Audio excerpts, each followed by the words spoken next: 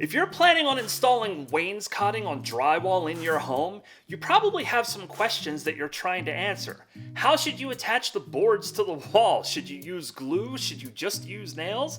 How should I integrate my vertical boards with my baseboards so that I have a nice finished look? If you have questions like this, keep watching because I will answer these and several others as you get ready to do your install. Let's get right to it.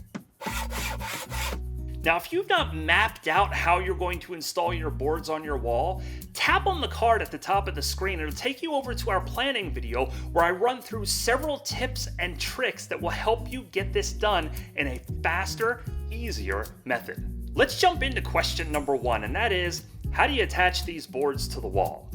You might be thinking of using glue, and that is certainly an option that you can use. Glue paired with nails will give you a nice solid connection to the drywall. The challenge you're going to face is if you ever think you're going to pull those boards off of the wall, you run the risk because of the glue of tearing out some of your drywall. If you don't know whether or not you're going to take those boards out of the wall in the future, I would recommend that you stick with just nails. On my project, that's exactly what I did. In order for the nails to be effective, there is an important method to follow. For my nails, I'm using 1.5-inch finishing nails, and when I shoot them through the board, I shoot them at alternating angles. So you can see in the bottom of the board, my nails are not coming straight out, they're coming out at angles. This puts equal pressure on the backside of the drywall and through the drywall. If you were just to nail straight in, you could pull the board right out of the drywall. Now I actually add to this and do 2 sets of angles on every single board. So I'll do my 2 outward angles, and then I'll actually shoot inward. So I'll shoot one in this direction, one in this direction. Gives me a little bit of a cross underneath the board here. You don't necessarily have to cross your nails right up against each other. The point is that it gives you different pressure. I follow this same approach when I'm adding my trim piece to the top of my top horizontal board. I shoot the nails at alternating angles, one this way, and I just work my way down the board, and I do that as I shoot it into the drywall on the backside as well. Following this approach will give you a solid hold up against the wall. You may also be wondering if there is a certain order that you need to follow for the installation of your wainscoting. I say yes. Start with your top board. This is basically your starting line for the entire project. Make sure this board is level all the way across before you nail it into the wall. Step number 2 is going to be to handle your baseboard integration for your vertical boards if you need to worry about that. I'll come back to this one in a moment, but once you have your top board in place and your baseboard integration done, this gives you your start and your finish for your measuring for all of your vertical boards. And that is step number 3.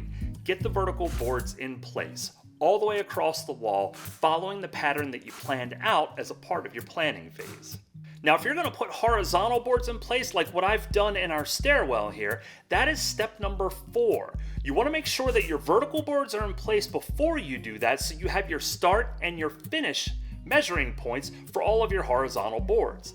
As you move across the wall, use a 4-foot level to keep all of those boards level. Follow it all the way across the wall. You could also use your laser level in this scenario.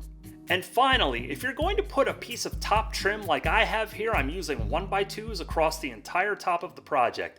Do that last. Now for the question that gave me a little bit of heartache.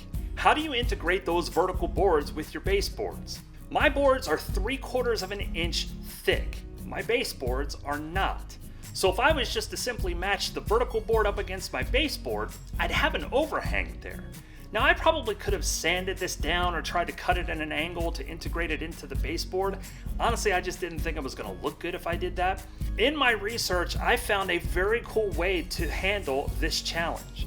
At first, I thought this was terrible, but the more that I put it up against the wall and looked at it, the more I liked it. Take a piece of 3/4 inch quarter round and flip it upside down.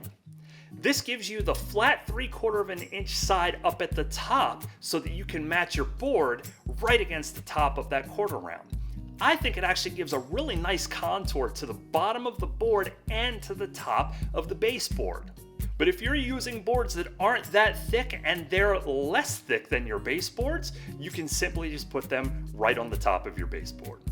You may also be trying to figure out how to best finish the project before you put the paint on anything. And there are 4 steps that you do need to follow before you put a paintbrush to any of this wood or to your wall. For all of those details, click or tap on this video. And until the next time, keep doing it yourself.